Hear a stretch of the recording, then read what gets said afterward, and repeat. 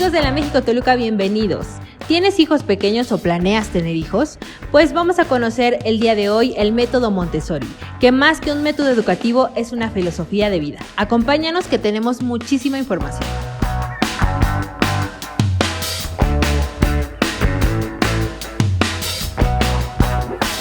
Estamos con Ana Arenas, ella es guía Montessori y nos va a contar sobre el método Montessori. Hola Ana, ¿cómo estás? Cuéntanos un poquito qué es el método Montessori. Hola a todos. Sí, mira, el método Montessori es un método educativo que surge en Italia. La fundadora es María Montessori. Ella fue una médico, de las primeras médicos en Italia, mujeres médicos. Después estudió filosofía, estudió pedagogía, hizo mucha investigación y a partir de su observación y su primer acercamiento con los niños de un hospital, a partir de su observación y toda la investigación que hizo de estos pequeños, de cómo se desarrollaban y de cómo aprendían. A partir de ahí fue como ella desarrolló este método Montessori. Recuerdo que yo vi la película, por ahí hay una película de Montessori y la verdad me pareció súper interesante todo este método y cómo es que ella siendo doctora pues logró todo este método, ¿no? ¿Qué te parece? ¿A ti viste la película? Y bueno, ¿qué te parece como el que ella haya sido doctora y haya creado todo este método? Sí, la película está en YouTube, no recuerdo exactamente cómo se llama, pero si ustedes le ponen María Montessori, seguramente les va a salir la película. Sí, tiene que ver también cómo, su propia formación. Ella fue médico, pero como te digo, ella se siguió preparando en otras materias muy diferentes, ¿no? Por ejemplo, la filosofía, ¿no? Ella era filósofa. También fue ingeniero. Entonces, todos estos conocimientos que ella fue adquiriendo, los fue integrando y es por eso que logra este método. Porque, por ejemplo, la parte médica, bueno, ella le desarrolla la observación, que en Montessori es muy importante observar al niño, ¿no? También otra parte fundamental es la filosofía. Es un método muy espiritual, ¿no? Muy espiritual en el sentido de que abarca también la parte emocional, psicológica, natural del niño, ¿no? Con lo que todos nacemos. Y la parte, por ejemplo, de que era una ingeniera, logró desarrollar materiales físicos con los que trabajamos hoy en día. Que eso hace el aprendizaje, me imagino, muchísimo más experimental.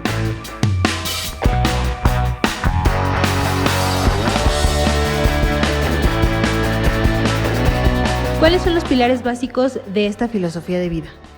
Pues, bueno, mira, tiene muchísima, digamos, trasfondos. Hay muchos temas importantes, pero yo creo que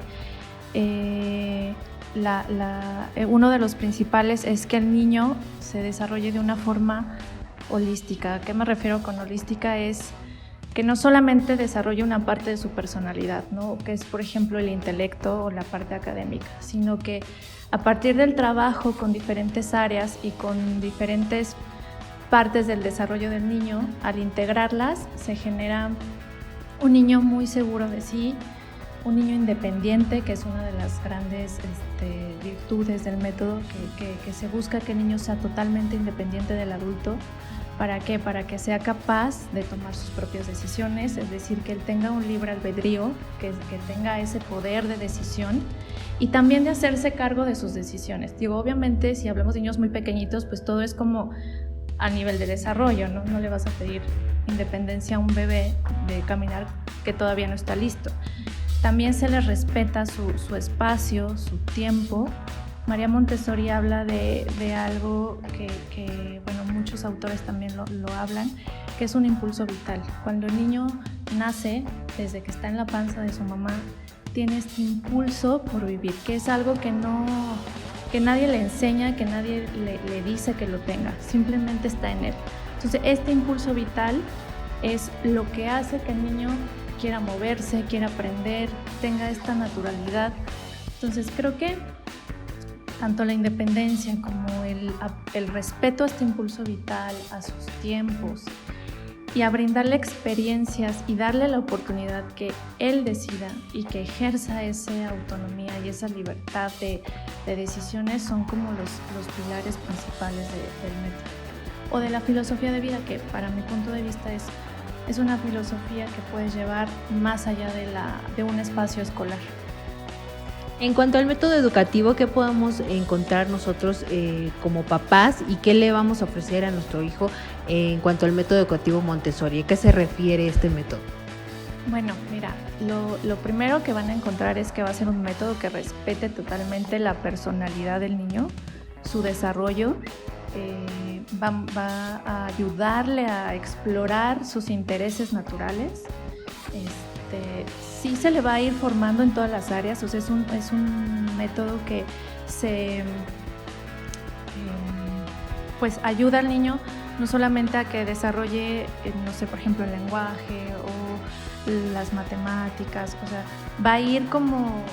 el niño va a ir complementando con todas las áreas que aquí trabajamos su desarrollo, no va a ir fragmentado, no va a estar como primero una clase de historia, después una clase, sino que todos los materiales y la forma en que nosotros montamos el ambiente va a permitirle al niño que él haga relaciones entre todas estas materias, ¿no? Historia puede ser, porque vemos mucho de historia, geografía, matemáticas, lenguaje, todo se va complementando, no hay cosas aisladas. Entonces esto le da al niño una perspectiva primero de pertenencia y de que pues no estamos fragmentados, ¿no? Sino somos parte de un todo, somos parte de una misma, vivimos en un planeta, compartimos espacio con nuestras familias, amigos, con animales, con plantas. Entonces desde que llega el chiquititito a un ambiente Montessori, él empieza a aprender eso. Primero se le respeta y después va a aprender a vivir en sociedad de forma armónica, y después ya siendo más grande, un niño grande, adolescente o adulto, va a poder pues aportar a esa sociedad. Creo que ese es uno de los mensajes más importantes de la filosofía Montessori, que el niño que llega pequeño, cuando sea un adolescente, joven, adulto, va a ser una persona proactiva hacia su comunidad. Ok, perfecto. Muy bien, y cuéntanos también un poco sobre a partir de qué edades puede entrar un bebé o un niño más grande, a partir de qué edades puede entrar una persona a la educación Montessori. Sí, pues mira, en Montessori hay se le llama nido, que son bebés, que me parece que son desde 40 días, o sea, desde que están chiquititos, hasta comunidad de adolescentes, o sea, tiene como todas las etapas, ¿no? Yo soy guía de casa de niños, que es kinder, el equivalente a kinder, entonces desde niños...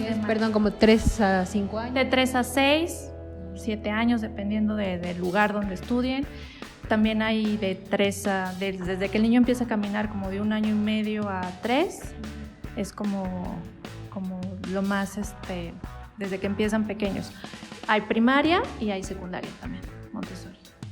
Aquí en Sequoia Montessori, entonces solamente encontramos la parte, digamos, el equivalente a kinder. Ahorita estamos desde comunidad infantil, que son los pequeños que están empezando a caminar o que ya caminan, a 3 años, y luego nuestro segundo nivel, que aquí los esperamos, es de 3 a 6 años. 3 a 6 años, perfecto. Y también cuéntanos, por ejemplo, ¿cómo es un día Montessori? ¿Cómo es un día que mi hijo va a vivir en este método educativo y de filosofía? ¿Cómo lo viven? Pues bueno, mira, ese está muy interesante esa pregunta, porque depende mucho también de la guía, del grupo que tenga, de la edad de los niños, pero más o menos una jornada puede empezar con algo que nosotros le llamamos la línea, que es un elipse que se traza en el piso, y ahí nos sentamos a saludar a los niños, donde pueden hablar de cómo estuvo su tarde, su fin de semana. Puede ser que la guía cante una canción con ellos, puede ser que les lea un cuento, no sé, o sea, se empieza el día con esta parte como familiar, como si tú vas a casa de tus abuelos y te preguntan cómo te fue en tu fin de semana. Entonces, normalmente así se empieza un día, una jornada. Y ya de ahí, pues depende, te digo, mucho del trabajo de la guía que haga con ellos, pero normalmente pues el niño puede decidir con qué material trabajar, con qué área trabajar. Puede salir al jardín o a un espacio abierto, puede trabajar con las plantas, puede trabajar con lo que él decida, con arte, con expresión. Realmente es muy, muy abierto lo que el niño puede hacer, ¿no? Hay una regla que los chicos solo pueden tomar el material que ya se les presentó o el material que ya se les enseñó de alguna forma, y ellos ya lo saben, ¿no? O sea, todas esas reglas ellos las van aprendiendo poco a poco cuando entran al ambiente. Ok, por ejemplo, porque yo veo aquí muchos materiales, ¿no? Que tenemos muchísimos. Por allá también tenemos cositas, ¿no? Veo como espejitos y todo eso. O sea, ellos vienen, por ejemplo, allá en esa parte, no sé, se lavan las manos solitos, van y aprenden a dejar su material, me imagino, ¿no? Es lo que aprenden a hacer poco a poco. Y además sé que también los más grandes pueden ayudar a los más pequeños. ¿Es así? Sí, así es.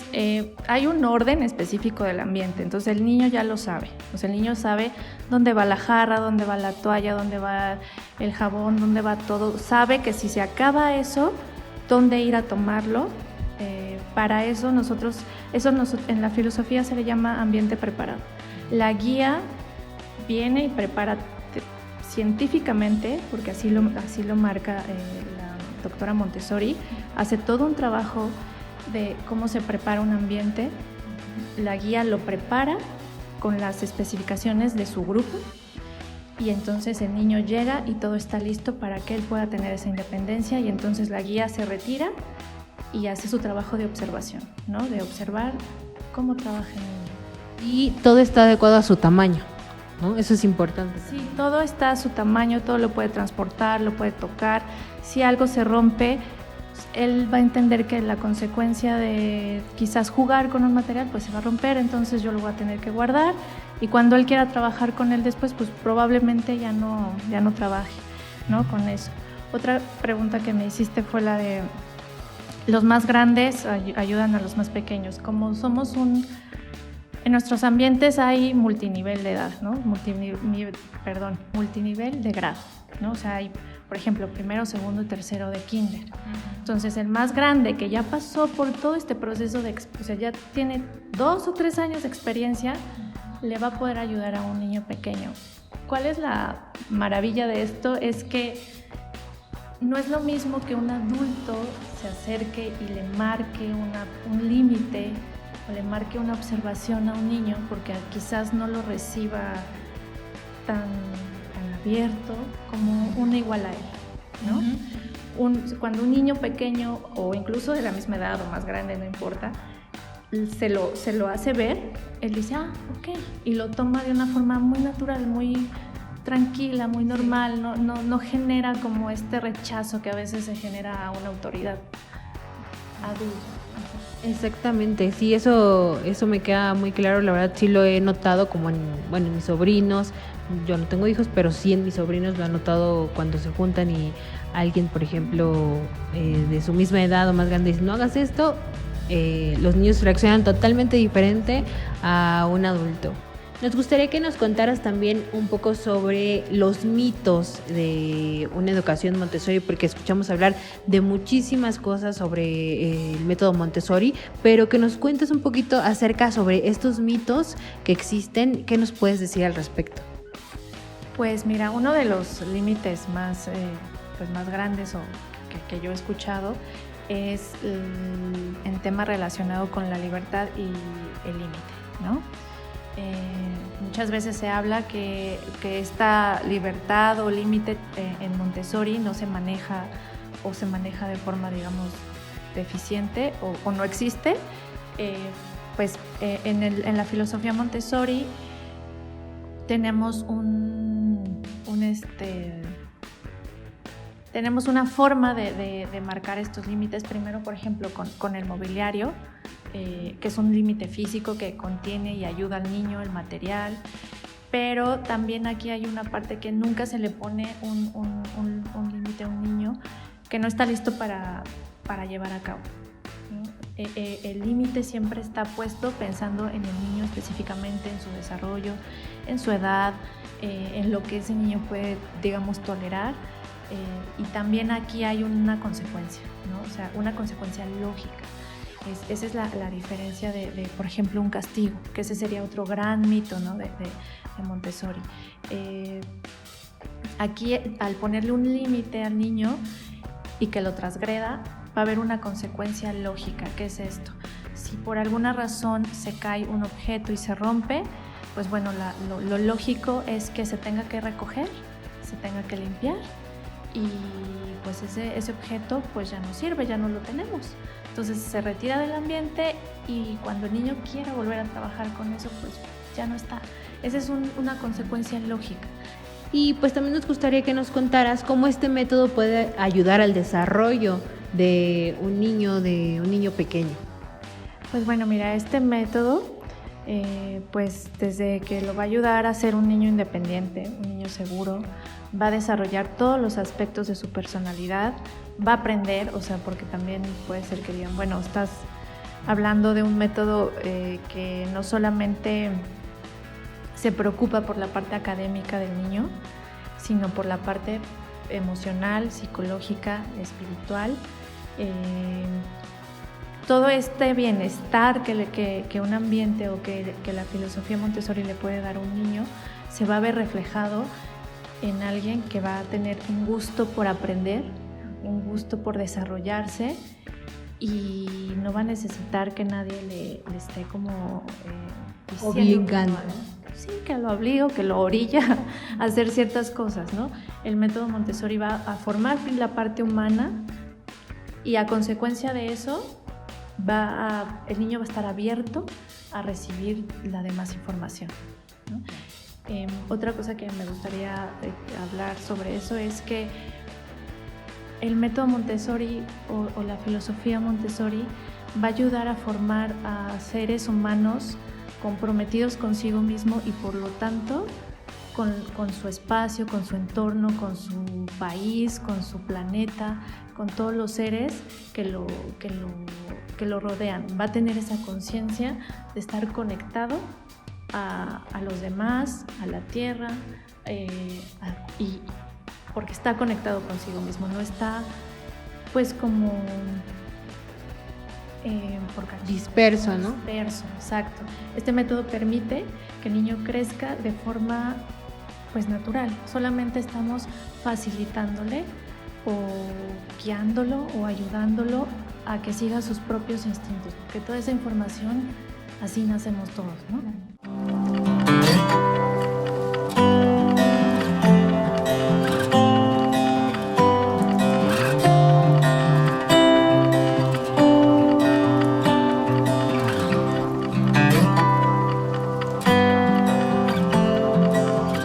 Otra parte de la educación integral que propone Sequoia Montessori es la parte humana. Y estamos con Ana de la Rosa y ella nos va a explicar sobre esta parte. Muchas gracias, bienvenida Rosalinda, y gracias por darme la oportunidad de platicar sobre lo que será pues la otra parte, que es también una piedra angular muy muy importante para este tiempo, que planteemos la educación desde esta óptica, ¿no? Humana y mucho más allá del aspecto estrictamente humano.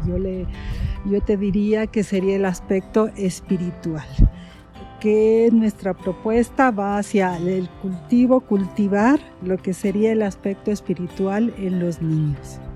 Okay. En cuanto al aspecto espiritual, ¿qué podemos encontrarnos nosotros con nuestro hijo? ¿Qué es lo que va a aprender en esa parte?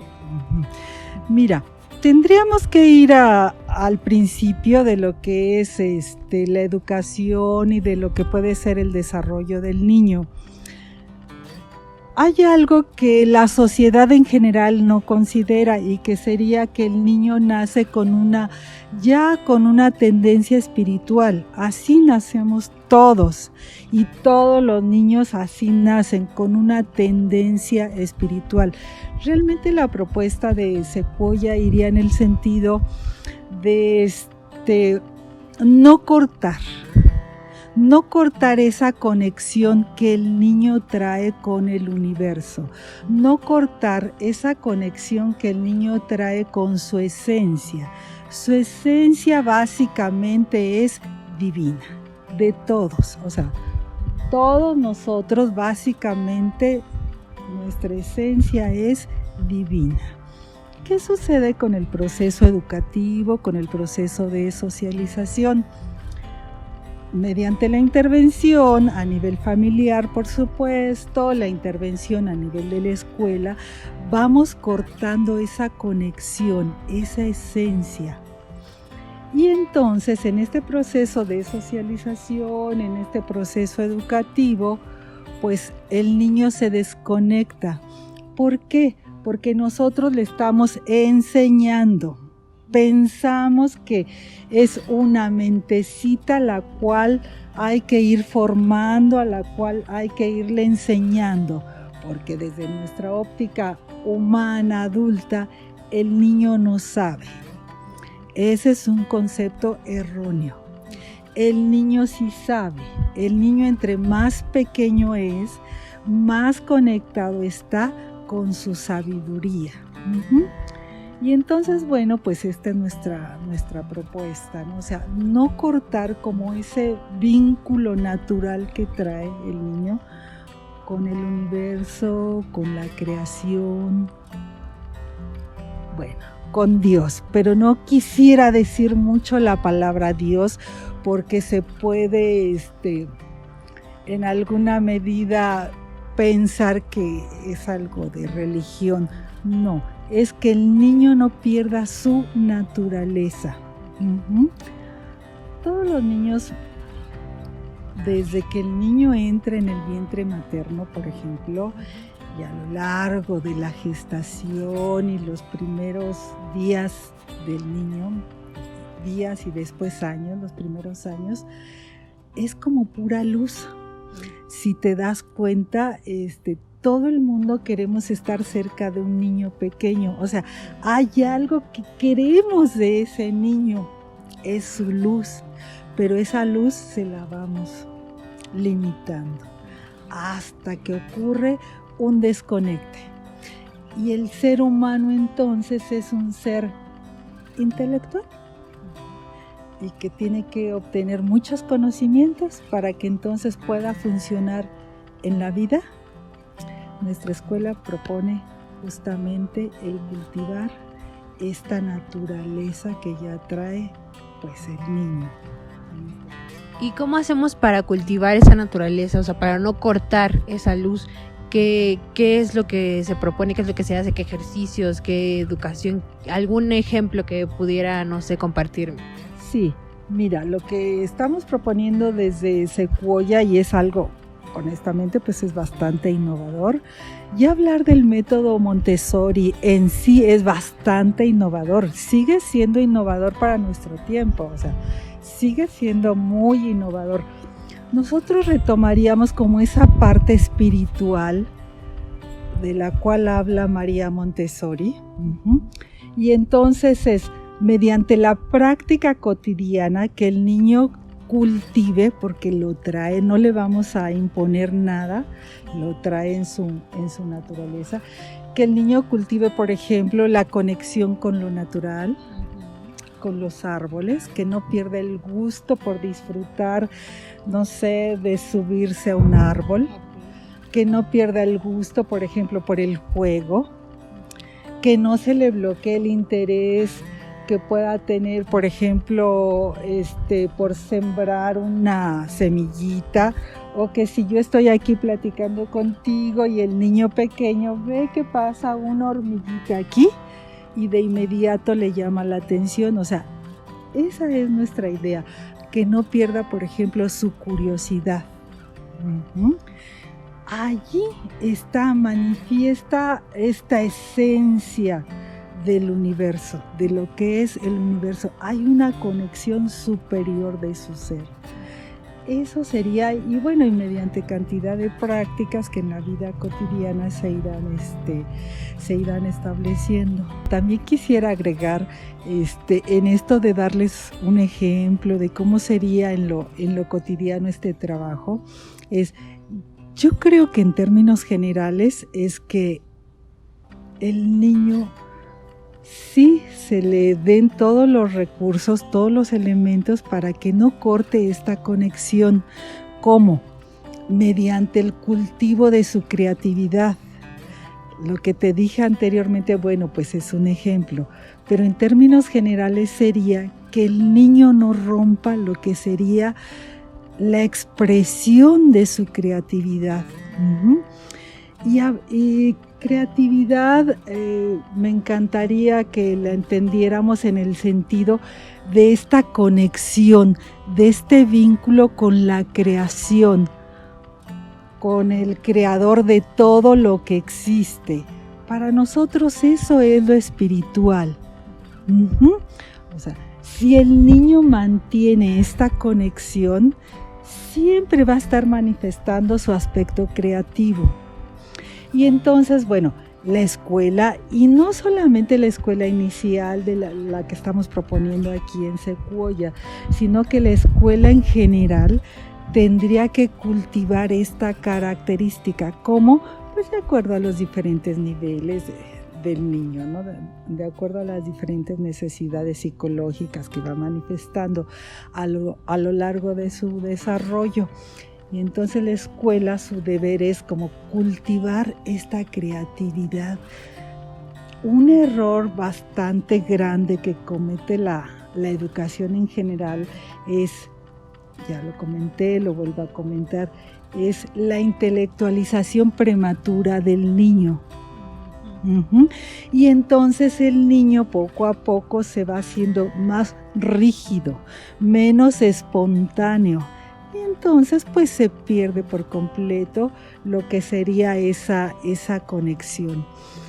Y bueno, y estamos pensando también en una serie de actividades que sigan fomentando todo este tipo de ideas.